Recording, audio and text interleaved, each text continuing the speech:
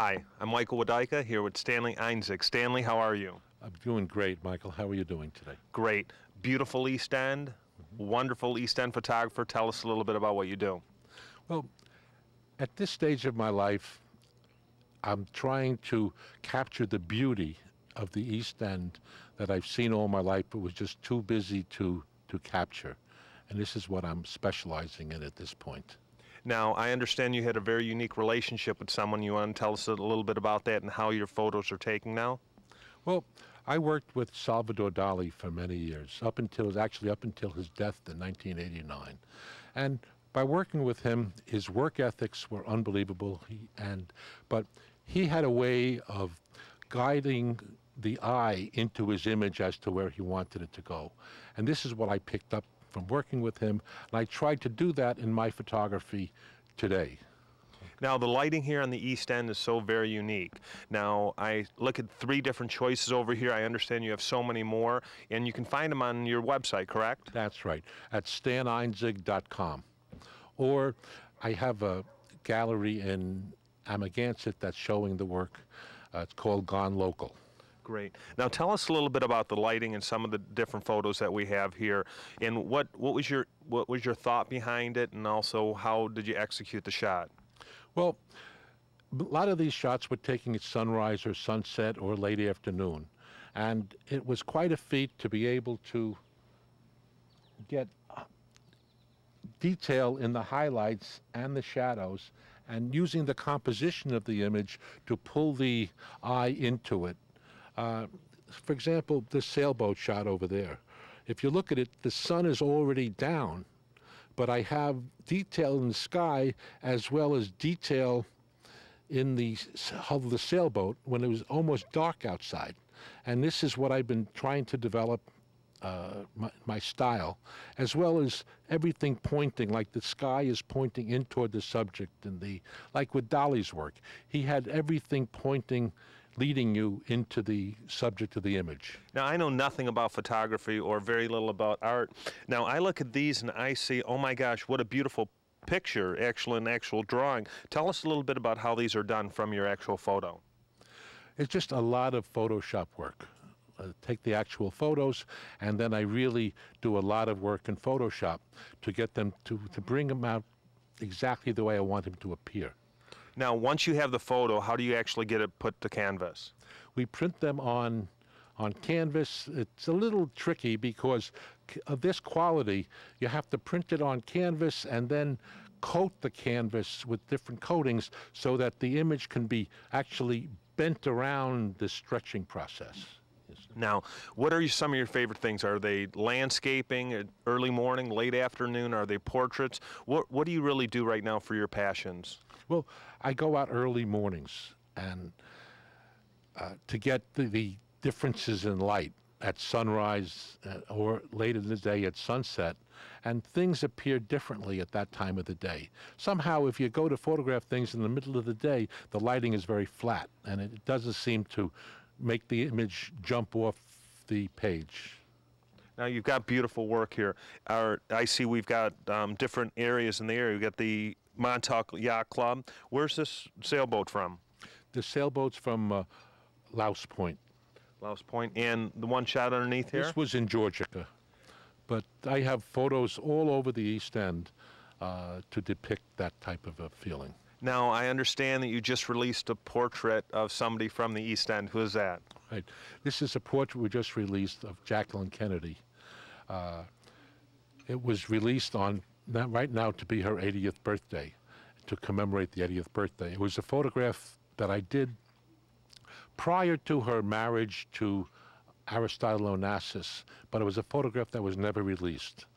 Now, there's some wonderful artists out here, obviously, that worked. We've got Pollock and Pollock Krasner House and so many others. What's so special about the East End and the lighting that, as far as your eyes as a photographer and or an artist? It's a beautiful, peaceful settings that they have. There's so much of it that is just gorgeous landscapes that somehow people don't see. And I'm trying to get people's eyes to pick out these things more, focus on the beauty of everything out here. Now, if I was interested in going out with a camera and those sorts of things, what would you recommend to me as a new person going out and as a novice? Well, I recommend just let your heart be your guide. You have to go and see what you like, and when you see it, just don't snap one image of it. Is keep looking at little different compositions, little different angles, and be sure that you have a subject where the eye can go to in every image that you shoot. I wouldn't just shoot a beautiful sunrise or a beautiful sunset. The eye has to go somewhere. Like with Dali, he'd never do that. He'd always have a subject, and he'd work his composition for the eye to be led into that composition. Outstanding. Now, again, digital camera must be a giant improvement than what you used to do with film as far as doing all the different things. How has that helped improve what you do as a photographer? Well, it's helped incredibly, because like Ansel Adams, he would take an image and he would work weeks in a darkroom trying to get all the detail that he needed in that shot. And now digitally, you can do that a lot easier. And that, I think, is what gives these images the sense of 3D, that makes them pop off. The fact that you can have resolution or detail in the highlights, in the midtones, and the shadows at the same time. Now, I understand you've been on 30 different covers. You've worked with presidents. You've worked with Fidel Castro. Obviously, you've had unbelievable relationships with them. How is a relationship with a still art that you would take, like a boat or a landscape, different? It's so exciting. In other words, you go out, just like working with I worked with Clinton a lot, or a lot of people, and it was exciting doing it. And I find the same excitement with this, because I go out and I do stuff that I want to do. I don't have to do for an editor or for an art director or anything. I do compositions and things that make me happy. And they seem to be selling very, very well, so I guess they're making other people happy now, but it's the images that I want to create. Sure. So what do you want to do when you grow up, now that you found your passion and you want to do it? What's up next for you? Actually, I'm really loving this stuff now. I want to do more of this, maybe more around the world. And you never stop learning the technical work you have to do after you take the image to make it look exactly the way you perceived it when you shot it. Stan, we're here, very exciting time on what would have been a small hometown girl, Jacqueline Kennedy Onassis. We're for an unveiling of her portrait. How excited are you? Really excited, because I spent many years photographing her up until her wedding to Onassis. Now, you had a very special relationship. You started out very young. This portrait you took 40 years ago, so that would have made you about 9 years old. So, I think 8 or 9. I'm not sure exactly. Exactly. Tell us about starting out in the business. Well, I started out as a cub photographer at the Associated Press in New York. And being a cub photographer, they'd give you jobs that nobody else wanted to do. And the one day, they sent me over to the Metropolitan Opera House to photograph some sort of a political demonstration out there. While I was there, someone from the Met came and told me that Mrs. Kennedy was going to be in Rudolph Bing's box at that evening, or in a little while. And somehow he offered to put me in the box. And they escorted me to his box, and I waited there until Mrs. Kennedy walked in. And this was the first time that she had walked in wearing not black, but she wore some kind of a white mink jacket, and there was no historic Kennedy sunglasses.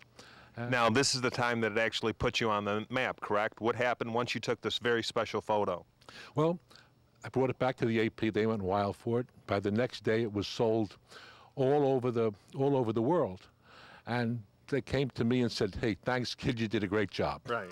No, exactly. Now, that was just your beginning of a very special, unique relationship with so many different people. Certain people like Salvador Dali. You want to tell us a little bit about that relationship as well? Well, I was Salvador Dali's photographer when he'd come to New York every year for about 4 or 5 months. And when he was there, I did his publicity photography as well as recording any sort of images that he had done that time, or sometimes he'd want to take a picture, and they'd call me in, and I would set up the shot, And he would, he'd look at it and he'd move it a little bit. And then when he was happy with the shot, I would make it for him. Right. Now, you've also been on well over 40 different covers. You've shot many presidents. What's been really exciting about your life and your travels? It's all been very, very exciting. One of the incredible things, though, was I spent a week in Havana working with Fidel Castro. And between the Cuban people and working with him so close for the week, that was a very, very interesting assignment. Okay. Great. Well, we're really proud of you. Congratulations on your lifelong success, and look forward to the unveiling of the new Jacqueline Kennedy portrait. Thank you very much. Same here. Tell us a little bit about the portrait about Jacqueline Kennedy. Well, the portrait of Jacqueline Kennedy was done in the late 60s, just before her wedding to Aristotle Onassis. Okay, this portrait was done in the office of a jeweler, and you can see by the portrait she was very upbeat, very happy, because she was very happy with what this jeweler had done for her. Now, it's my understanding 40 years ago you took the photo. No one's ever seen it before. No, this was at that point. With Onassis, I stopped publishing Jackie's work. Right. Okay. Now, you've worked with Jackie a number of times as well as a family, correct? Exactly. Many times since right after she came out of mourning after Kennedy's death. Now, it's a special occasion happening here, celebrating her 80th, would have been her 80th birthday. How special is this for you to actually unveil this to the world? It's very, very special, because I had a tremendous amount of respect for Mrs. Kennedy. And to be able to dedicate this to her memory is a big, big thing for me. After this first photographic assignment with her, those pictures were sold all over the world. They were I know it was on the cover of Cosmopolitan and I don't know how many other magazines. Okay, and all I got was a thank you, hey kid, you did a great job. So at that point I decided that I could do this, and I left the AP and I was working myself, starting another business, another photography business, and from my connections at the AP, I got information to her comings and goings, whatever crossed the assignment desk. And at that point, rather than going to wherever she was going to be, like to the airport, I would wait at the house because there was no one else there. And she'd come out and I'd say, "Good morning, Mrs. Kennedy." And she'd say, "Good morning, Stanley." And she'd either say, "Stanley, not today, I don't look right." Or she'd take off her sunglasses and give me a big smile, and I'd take 2 or 3 pictures, and that was exactly what I needed, because I sold these images throughout the world as covers for the top magazines. Now, obviously, those relationships nowadays with the paparazzi is so much different. As far as you growing up, how important was it for you in the relationships that you've had with so many different presidents and so many different people that you've shot? How important is that relationship as a photographer? It's the only thing there is. When you meet someone, you have to just have a warm response to them, and you'd be surprised how eager they are to do what you need. Even if it's a president, an ex-president, they're there, and if you give them a little direction, they're very happy in a nice, friendly way. Great. Well, we're really proud of you, very excited about your unveiling of the the photo that you took for Jacqueline Kennedy 40 years ago to commemorate her 80th birthday that would be coming up this Tuesday. Yes. Thank you so much for your time. Really appreciate it. And you can find it StanEinzig.com. StanEinzig.com, and also Gone Local in Amagansett. Thank you so much. You're welcome.